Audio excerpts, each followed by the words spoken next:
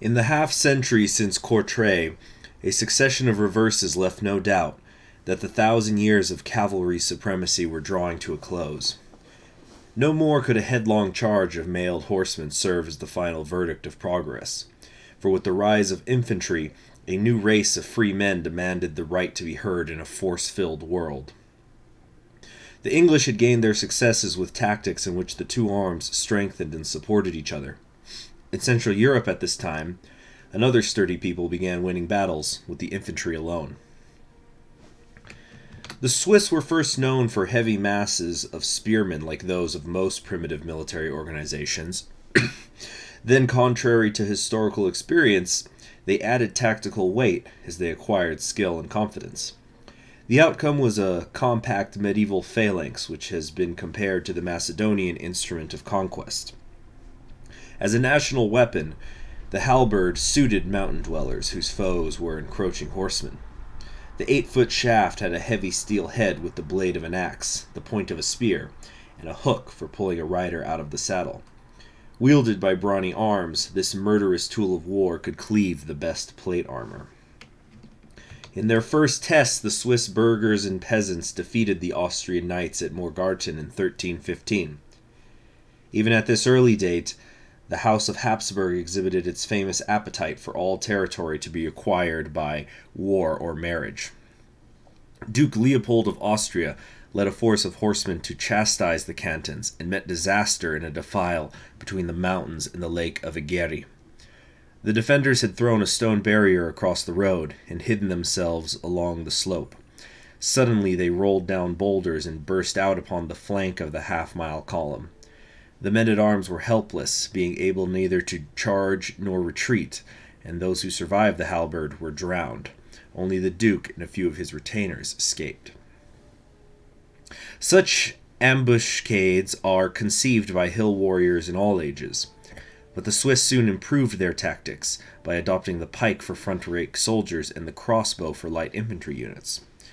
As to the proportions, an old Zurich muster roll shows that a force of 2,770 men consisted of 3/5 halberds, 1/5 pikes, and 1/5 missile weapons. The depth of the files depended on the numbers, since it became the custom to form an approximate square. The army usually formed for combat into 3 of these heavy columns, advancing in echelon, and preceded by crossbow skirmishers. The vanguard and rearguard, serving as detached wings to the central mass, were thus in a position to guard against flank attack. The 18-foot pike was held shoulder high, with a downward slant so that the weapons of the first 4 ranks projected in a thicket of 12-inch points. In the interior of the phalanx, the pikes were held upright by warriors who stepped forward to take the place of fallen comrades. The halberders waited in the rear ranks to turn the battle into a hand-to-hand slaughter after the enemy's front had been broken. The comparison with Macedonian formations is obvious, but in more important respects the Swiss were the successors of the early Romans. Like those firm republicans of ancient times, they derived their strength less from strategy than a bee-like cohesion combined with the most devout patriotism. Both peoples considered a relentless attack the best defense, and both sought victory in minor tactics rather than brilliant generalship.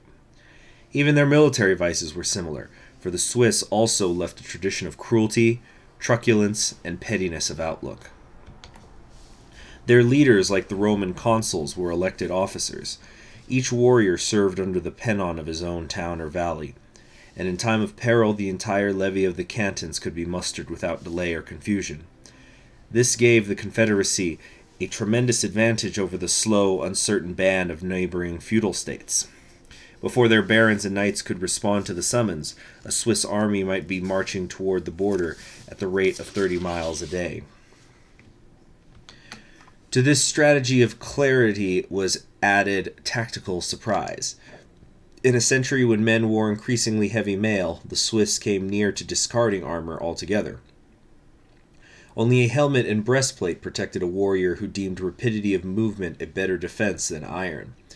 As a result, the hedge of bristling points more often bore down upon a medieval host before it could form into line of battle. Thus, if the Swiss lacked a mounted arm, their warfare did not suffer either in respect to mobility or shock effect. Swiss skirmishing tactics, moreover, showed a real appreciation of light infantry values. The swarm of crossbowmen in advance of the main body served both to screen the assault and clear the way. Then came the moral impact of the 3 forests of spears surmounted by countless flags and pennons, including on occasion the great red banner with the white cross. If the enemy was not already demoralized, he had in a very short time to deal with onrushing steel points guided by men who gave no quarter. This was essentially the sort of army that met the Austrians and their Burgundian allies at Laupen near Berne in 1339. The engagement took place on a level plain, which severely tested the tactics of phalangites outnumbered 3-1 by armored riders. Half of the small Swiss force attacked the Burgundian foot, while the remaining 900 pikes and halberds stood for hours against every assault the Austrian chivalry could deliver. When the ranks of the armed peasants thinned, other warriors pressed forward to replace the slain. Finally, the survivors were rescued when their comrades returned at the quickstep from defeating the Burgundians. Reunited, the men of the cantons attacked so savagely that the Austrians were routed with a loss of 80 barons and hundreds of knights. Laupen offers an example of the Swiss tactic of forming the hedgehog, by facing outward in 4 directions with their pikes when reduced to a desperate defense. For though the mountain warriors spared no captives, they proved on many a future field their ability to die with equal grimness. That Austria should have stirred up such a military's hornet's nest a 3rd time was due to Habsburg obstinacy. Duke Leopold the Valiant summoned his full feudal levy in 1386 and hired many mercenaries. With this force he marched against Lucerne, the strategic center of the Confederacy, at a time when the bulk of the Swiss army had departed for a distant campaign. Only the men of 4 forest cantons were left to meet the invaders on the hillside of Sempach, but without hesitation they attacked in a single, deep column. Leopold, who had been impressed by the tactics of Crécy and Poitiers, accepted the defensive and dismounted his knights as spearmen. The vast numerical superiority of their pikes hurled back the Swiss, who returned again and again to the attack, despite losses.